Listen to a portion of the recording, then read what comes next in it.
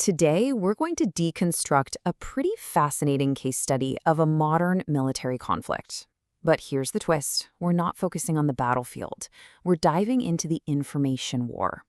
The source material we're looking at shows how two completely different, competing stories were told about the very same events. And that really brings us to the big question, right? In the middle of all this, who actually controls the story? Let's dig into how our source material unpacks this. All right, so the first major flashpoint for these competing narratives, according to our source, is the Strait of Hormuz. This is where the two storylines really start to break away from each other. So on one side, you had a story being pushed by some major media outlets. The narrative was that U.S. officials were completely taken by surprise, just caught flat-footed when Iran started targeting shipping in the Persian Gulf. But the source material we're analyzing pushes back hard. It calls that whole idea patently ridiculous. The counter-argument is actually pretty simple. Iran has been threatening to block the Strait of Hormuz for decades. It's their go-to move. So the idea that anyone would be surprised by it is, from this perspective, just absurd. And this war of words, well, it goes beyond just military tactics. It's also about the leaders themselves. So the next big disagreement is all about the state of the Iranian regime. Are we looking at a picture of strength or one of hidden weakness? I mean, the contrast here is just night and day. On the one hand, you have the media narrative describing the supreme leader as a vibrant political force, confidently standing up to the U.S. But the counter-narrative from the source, it paints a totally different picture of a leader who is wounded, scared, and on the run.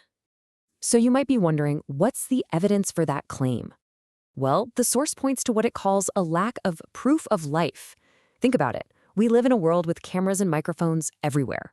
The fact that there's been no recent video or audio of the leader is seen as really suspicious. The argument is, if the regime could show him looking strong and in charge, they absolutely would. And this brings us to our third point, and this is where things really start to escalate. According to the source, this isn't just about different ways of interpreting the facts anymore. Now we're talking about direct accusations of fake news being thrown at the press and at political opponents. Now, here's a really provocative claim from the source. It suggests there's this unintentional alliance at play. It alleges that by pushing a narrative of American incompetence, some in the media and some political opponents are essentially acting as useful idiots. That's an old political term, right? For the Iranian regime.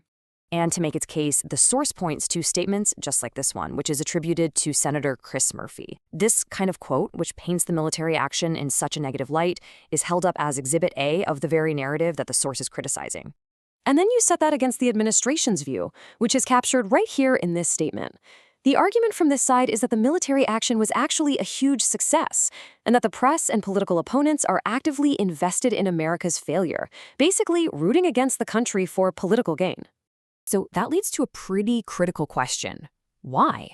Why, according to this source, would anyone in America be invested in the country's failure during a military conflict? Well, the source offers a very specific and very politically charged explanation. The argument here is that this isn't about policy debates. It's about raw political calculation. The claim is that some opponents believe their own political success is directly tied to the administration's failure. So any bad news for the country is actually seen as good news for their own political careers. So you take all these threads, the Strait of Hormuz, the state of the Iranian leader, the media's supposed motivation, and they all weave together into one final, powerful argument about how this conflict was being discussed back home. This quote right here really gets to the heart of the source's final argument.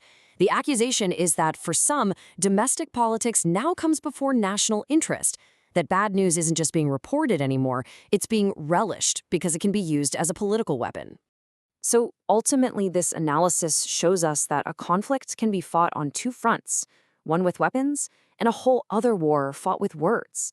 And it leaves all of us with a pretty critical question. In the heat of a crisis, how do we tell where the news ends and the narrative begins?